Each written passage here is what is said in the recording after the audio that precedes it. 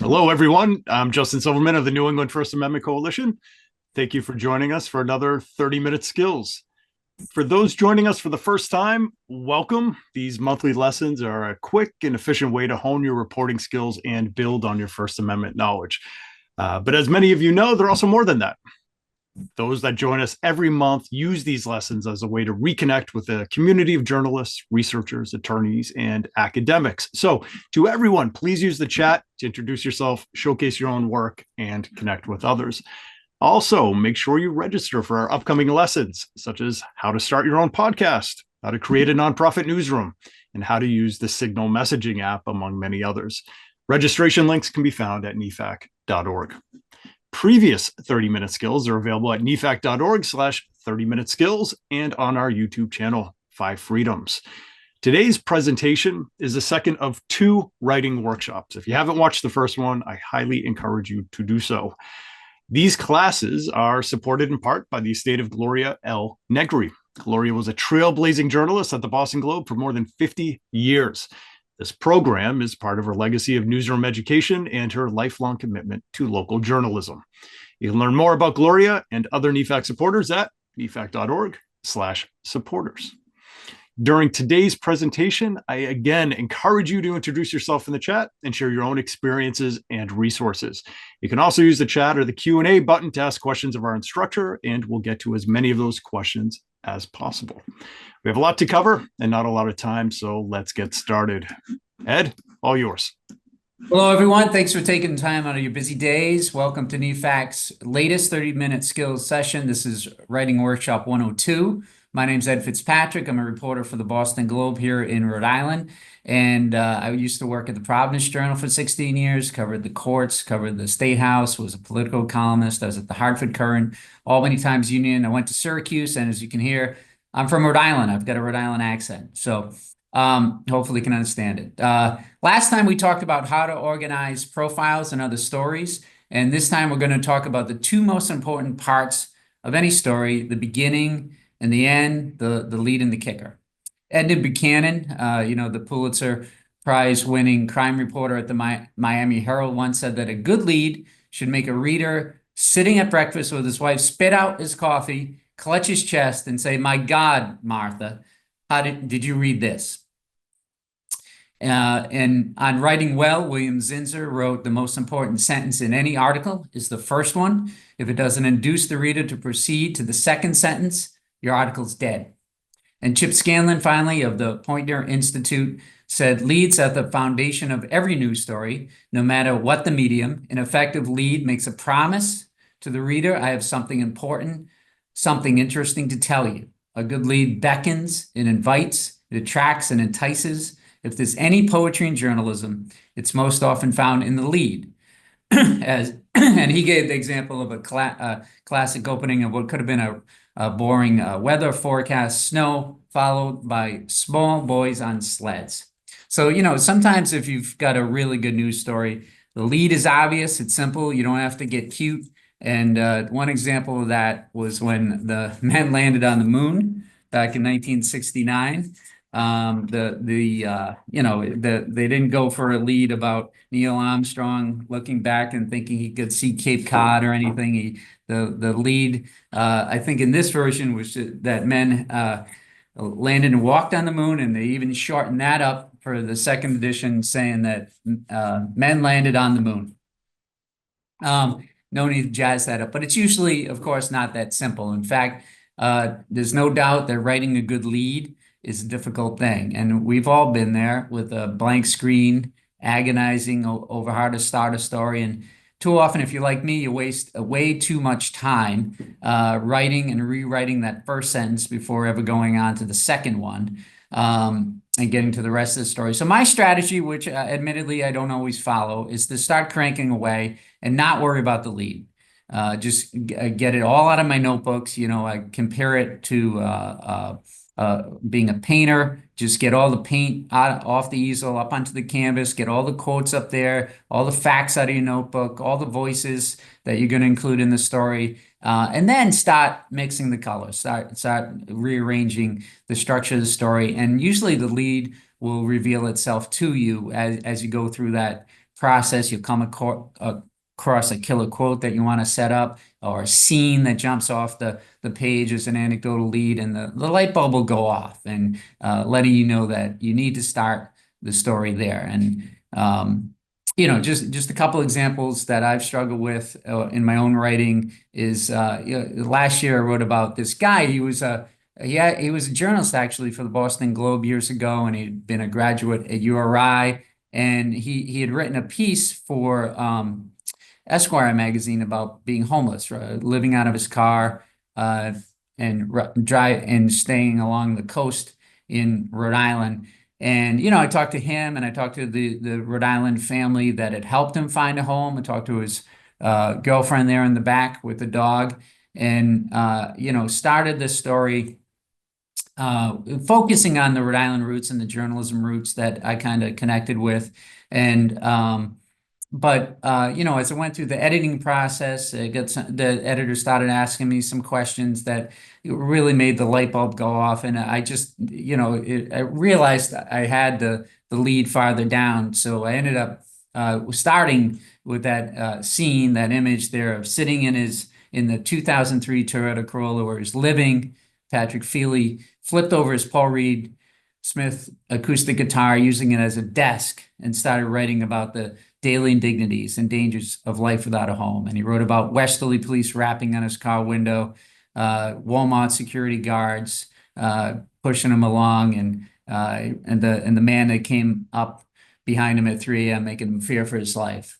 So I thought that was a lot better place to start, and it's just kind of an example of how that was definitely not my first lead or my first stab at it. And also, to give the Boston Globe editors credit, they helped me get there by asking me good questions.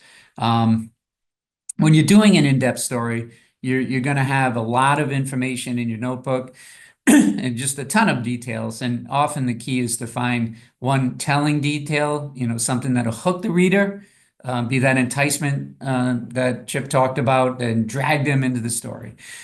And back when I was at the Providence Journal in 2006, I was covering the courts at the time, and I was writing about this new court, the Family Treatment Drug Court, which I'm looking out the window here, is in the courthouse right across from our office.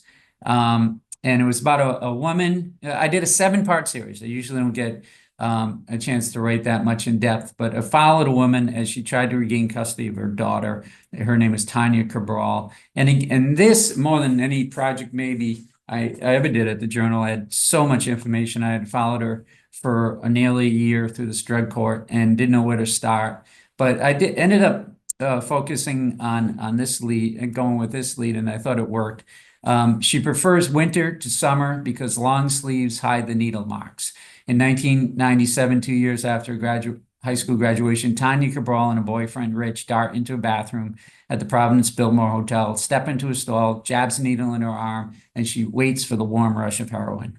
So, I thought of it as kind of like trying to, if I was doing a film, and have the lens, have the camera focus not only on just Tanya, but one person telling a larger story for the series, but also just one detail, zooming in on her arm, really, and the needle tracks, and expanding the scope of the lens back to the nut graph, kind of where I say in her 29 years, Tanya Cabral's been higher and lower than most of us will ever be, and get into the story about the courts. I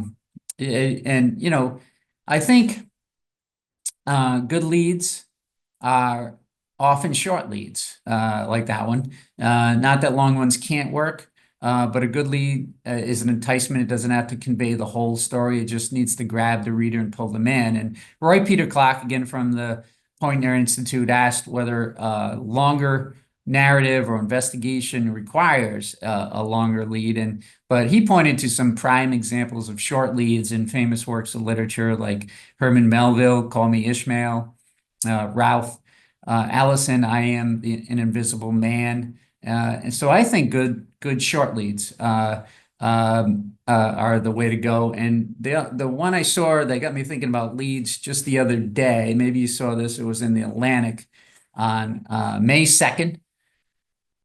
The last time we saw him, we saw all of him.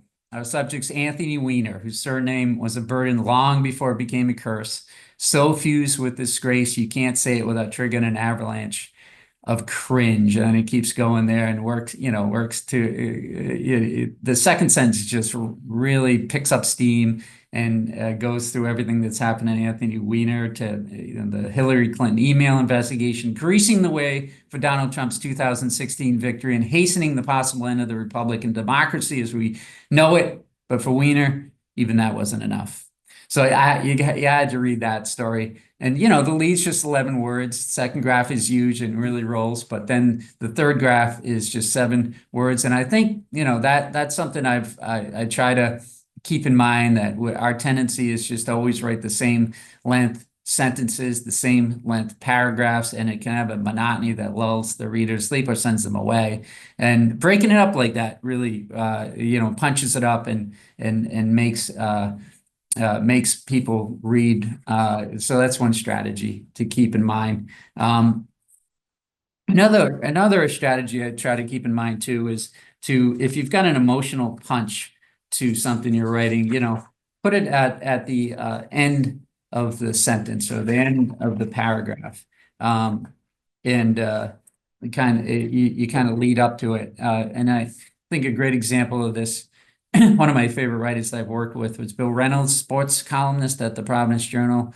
And, this could have been just an average story, but he really made it sing, where he wrote about a guy who had just died and said, Teddy couldn't believe it when he saw the obituary on July 17th. It said Angelo S. Izzy, 73 of Carroll Tower, Smith Street, died at Veterans Medical Center. Said he'd been born in Providence, served in the Army in the Korean War, and recently had been deployed as a security guard at Wells Fargo for 9 months. 53 years condensed into 4 paragraphs. What it didn't say was that once upon a time, Angelo Izzy was a prize fighter. And I don't know about you, but after reading that, I've got to read that story. You can just feel the thrill of that and know there's more to the story. You want to know about Angelo's career. And Bill could do that on a regular basis, a real talent there. One caveat with leads is, you don't want to get too cute. You definitely want to avoid cliches like the plague. That's what I did there. But NPR cited this example of a terrible pun lead recently. Said authorities did not see this coming. Brazilian civil police were flying a helicopter over the municipality of Pomerode in St. Catarina last week when they spotted a huge swastika apparently painted on the bottom of a swimming pool. CNN reports, don't do that. Don't try to get cute. That's certainly not the place to do it. Especially when you've got a serious subject. So do's and don'ts. And another thing is one challenge is knowing where to start a story. And by the way, I'm going along here, but if anybody's got any leads they're struggling with, any writing projects that you wanted to just quickly talk about at the end, I'm going to try to leave some time for that.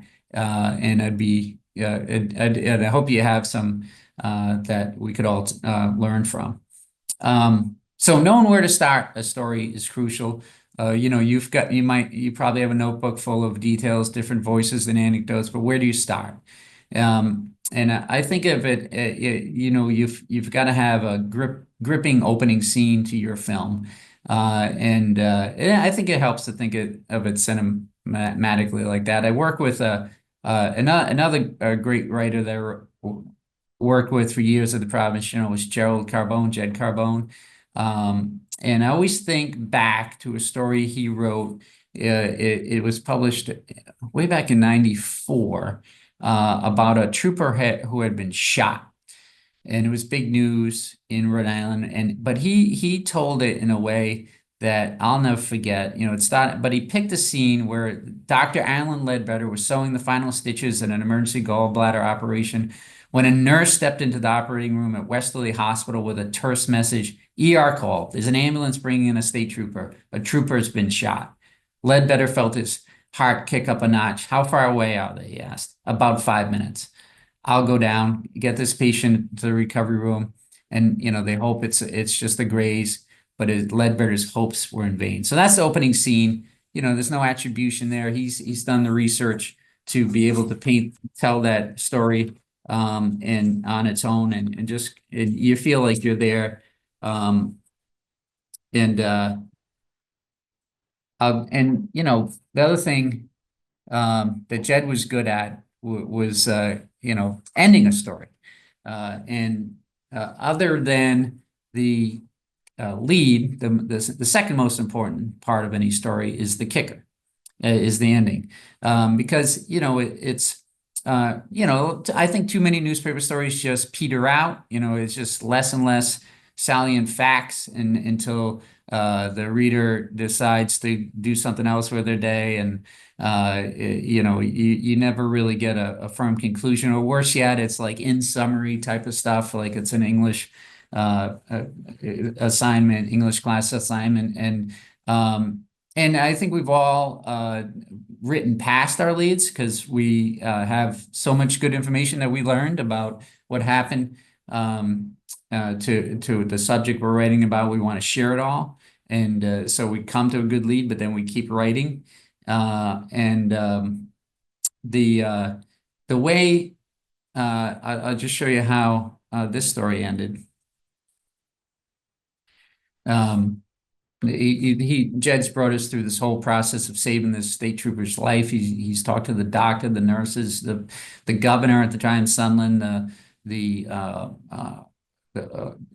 father, who's an East Providence city manager, and they come to the scene where the trooper's trying to communicate, but he can't talk.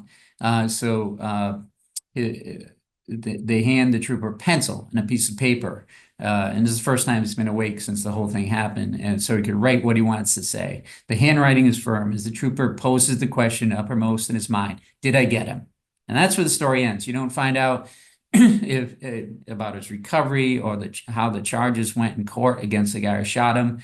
It ends right there, and it's a gripping kicker.